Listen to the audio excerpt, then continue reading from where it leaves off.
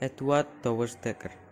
Eduard Douwes-Dekker lahir di Amsterdam, Belanda, tanggal 2 Maret 1820. Ayahnya adalah seorang kapten kapal yang cukup besar, dengan penghasilan cukup sehingga keluarganya termasuk keluarga mapan dan berpendidikan.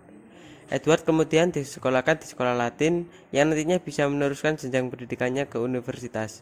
Pada awalnya, Edward menempuh pendidikan dengan lancar, karena Edward merupakan murid yang berprestasi dan cukup pandai. Namun, lama-kelamaan merasa bosan sehingga prestasinya merosot. Hal ini membuat ayahnya langsung mengeluarkannya dari sekolah dan ia ditempatkan di sebuah kantor dagang. Edward mempunyai cita-cita yaitu sebagai penulis.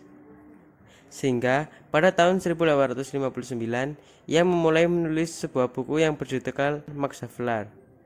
Ketika menerbitkan novel Max Havelaar, ia menggunakan nama samaran yaitu Multatuli. Nama ini berasal dari bahasa Latin dan berarti aku sudah menderita cukup banyak atau aku sudah banyak menderita.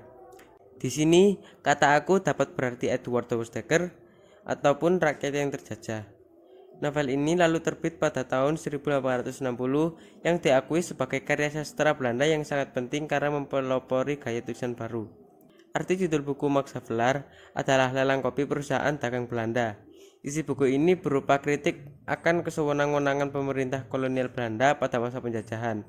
Di Indonesia, karya ini sangat dihargai karena untuk pertama kalinya inilah karya yang dengan jelas dan lantang membeberkan nasib buruk rakyat yang dijajah. Max Havelaar bercerita tentang sistem tanam paksa yang menindas kaum bumi putra di daerah Lebak, Banten.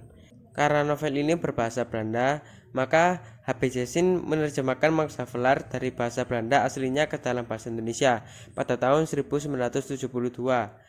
Tahun 1973 buku tersebut dicetak ulang, sehingga orang Indonesia dapat membacanya. Semoga bermanfaat. Terima kasih.